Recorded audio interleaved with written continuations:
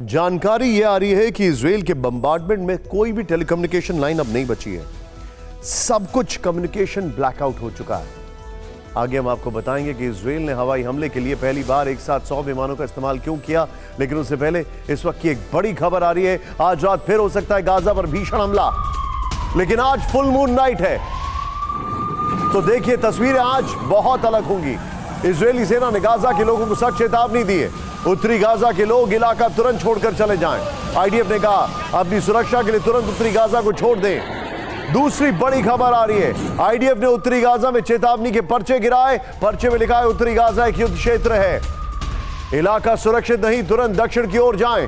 IDF ने कहा है, आपको याद होगा अल जजीरा के वो जर्नलिस्ट जिनका परिवार मारा गया, उनका यह कहना था कि हमें वार्निंग दी गई थी लेकिन हम नहीं हटे, और फिर यह सब हो गया।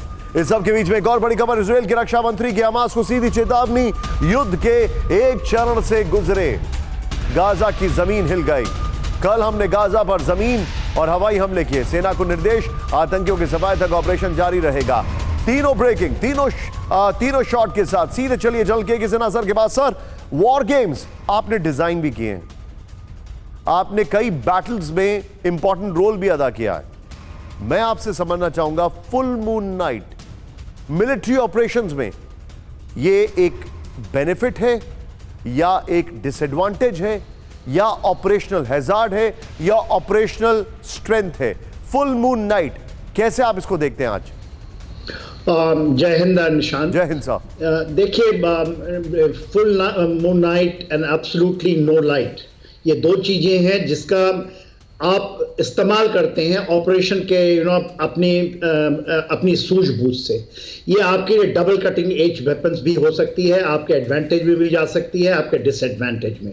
यदि आप पिन डाउन करते हैं हेड को, जिस तरह से आपने दिखाया, हर 100 एयरक्राफ्ट उस इलाके में, उसके अलावा ड्रोन्स हैं, उसके बाद आर्टिलरी हैं, जो सेल्फ प्रोपेल्ड गन्स हैं, वो सब ब्लेजिंग फायर कर रही हैं।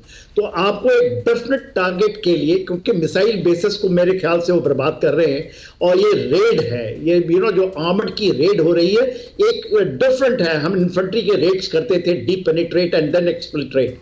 तो अभी जो हो रही है 2 दिनों से, ये तीसरा रात होगा जिसमें वो डेफिनेट टारगेट पे जाते हैं, सेटिंग करते हैं, डीप पेनिट्रेट करते हैं, बर्बाद करते हैं, वापस आते हैं। मैं सुन रहा था आईडीएफ का ये पूरा का पूरा है उनका बयान, उनकी अपनी, वो डिफरेंट टारगेट को चुन रहे हैं जहां पे मिसाइल बेसिस हैं, जहां से वो हमले करते हैं। उनको रोकना बहुत इंपॉर्टेंट है, क्योंकि वहीं से उनको, और जो उन्होंने ATGM anti tank guided missiles के जो बेस बनाए हुए हैं, उनको बर्बाद कर रहे हैं। तो उन जगहों, और वो उसको होल्ड नहीं करते। सबसे अच्छी बात है कि होल्ड नहीं, एब्सोल्युटली न्यू वॉरफेयर का नया तरीका है, raid by armoured columns, raid by APCs। ये आपको प्लेन्स में मैन्यूवरेबिलिटी जहां है वहां दिखाई देते हैं, और फर्म बेसेस हैं। और मनीष जहां पर देख रहे थे, आंखों जब कह रहे थे कि मैं संजय की तरह देख रहा हूं, वो एक फर्म बेस है, जिसमें फर्म बेस हम उसको कहते हैं जहां से ऑपरेशन लॉन्च किया जाए और वापस आना। ये न्यू वॉरफेयर का एब्सोल्युटली इंजेन्युइटी है ये आईडीएफ की, जो उन्होंने इस दौरान 22 दिन के दौरान उन्होंने सूझबूझ से निकाली। एंड पेन, एक भी अभी तक कैजुअलिटी नहीं लिया है उन्होंने लास्ट 2 डेज से, ना तो टैंकिंग की कैजुअलिटी हुई है, ना कोई ऐसी चीज हुई है। तो हमास इज अंडर ट्रेमेंडस प्रेशर। मेरे को यही लगता कि क्यों अपने को, अपने लोगों को क्यों मरवा रहे हैं, जब आपने कह दिया 22 दिनों से कि this is a battlefield.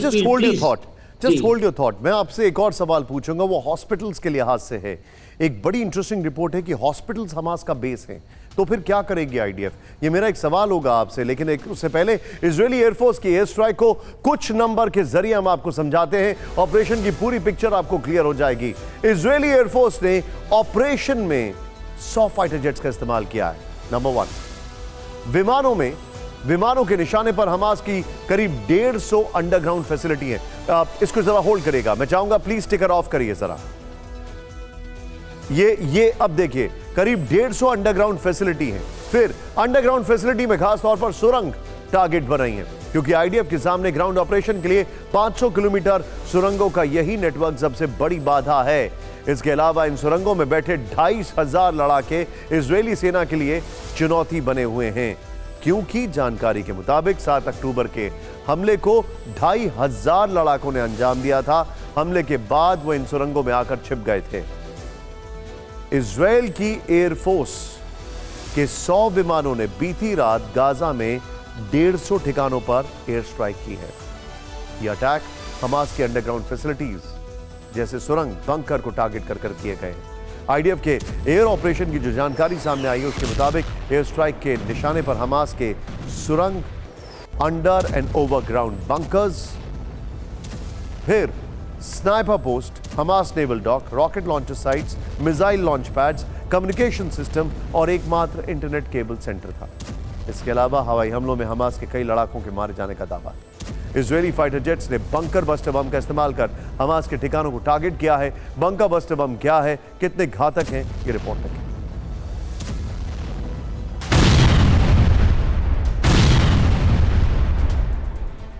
GBU-72 bomb, bunker buster या बंकर विध्वंसक, दुनिया का सबसे खतरनाक और आधुनिक बम, जिसका इस्तेमाल अंडरग्राउंड बंकरों, सुरंगों को ध्वस्त करने में होता है।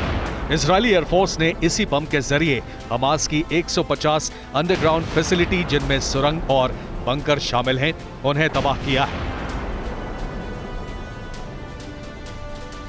ये बम जमीन में 100 फीट और कंक्रीट के फर्श पर 20 फीट तक गहरा गड्ढा कर सकता है। जैसा कि आप एनिमेशन में देख रहे हैं, ये गहराई में जाने के बाद विनाशक विस्फोट करता है। इसके बाद इतनी तेज शॉकवेव निकलती है कि रास्ते में आने वाली कोई भी चीज तबाह हो जाती है। टारगेट के आसपास की इमारतें गिर जाती हैं या फिर क्षतिग्रस्त हो जाती हैं। साल 2021 में इजराइल ने अमेरिका से नए GBU-72 बम का अनुरोध किया था। इजराइल खुद भी इस बम का निर्माण करता है।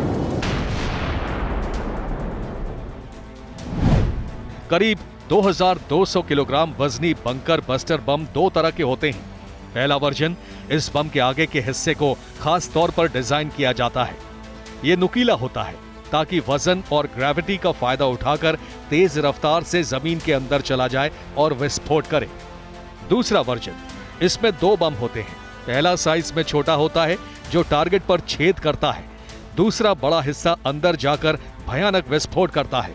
वहां जो कुछ होता है उसे तबाह कर देता है। GBU-72 के साथ GBU-28 भी एक तरह का बंकर बस्टर बम है।